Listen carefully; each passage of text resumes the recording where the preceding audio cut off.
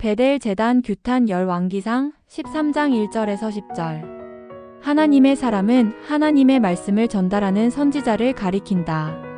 그는 유대로부터 베델에까지 하나님의 말씀을 받아 여로보암 왕을 책망하기 위해서 온 것이다. 이와 같이 하나님의 좋은 하나님의 말씀을 전하기 위해 타국에까지 가는 수고를 아끼지 않아야 하며, 또한 성도들의 죄를 담대하게 책망할 수 있어야 한다. 하나님의 사람에 임한 여호와의 말씀이란 선지자가 베델에 가서 하나님을 떠나 우상 숭배에 빠져있던 자들에게 전하도록 계시해 주신 말씀이다. 이와 같이 하나님께서는 당신의 사람들에게 당신의 말씀을 주셔서 권위와 용기를 부여하신다. 이것은 하나님의 계시의 우수성을 보여주는 것이다. 그러므로 오늘날 하나님의 분명한 계시가 기록되어 있는 성경 말씀을 받고도 그리스도를 믿지 않는 자는 하나님의 심판과 형벌을 피할 수 없다. 하나님의 사람이 베델의 단을 향하여 말한 내용은 장차 유다 왕국의 요시야라는 왕이 일어나 여로보암이 세운 제사장들의 뼈를 가지고 베델의 단위에서 제사할 것을 예언한 것이다. 즉 남쪽 유다 왕국의 요시야 왕이 우상을 숭배하는 그 단을 취하할 것이라는 예언이다. 이 예언은 그로부터 300년 후에 성취되었다. 왕하 2315-16. 여로보암이 만든 베델의 제단이 하나님 보시기에 가능하여 후일에 철저히 파괴되어 없어져 버릴 것을 암시한다.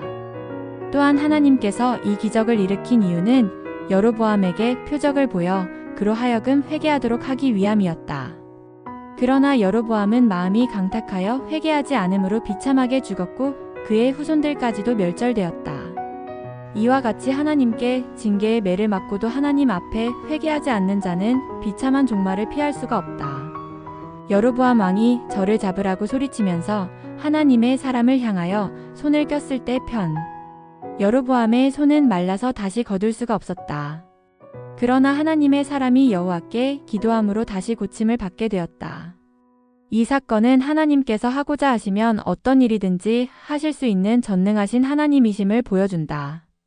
우리들은 하나님의 전능하심을 직접 체험하고도 깨닫지 못하는 여로보암과 같은 어리석은 불신앙을 행치 말고 하나님의 권고하시는 능력을 볼 때 회개함으로 더 큰 하나님의 능력을 체험할 수 있도록 해야 한다. 하나님께서 하나님의 사람에게 먹지도 말고 마시지도 말라고 하신 이유는 함께 먹고 마시는 것은 서로 교제하면서 가까이 지내는 것을 말하기 때문에 하나님께서 금하신 것이다. 즉 경건한 사람들이 경건치 못한 사람들과 함께 하며 교제하는 것을 금지하신 것이다.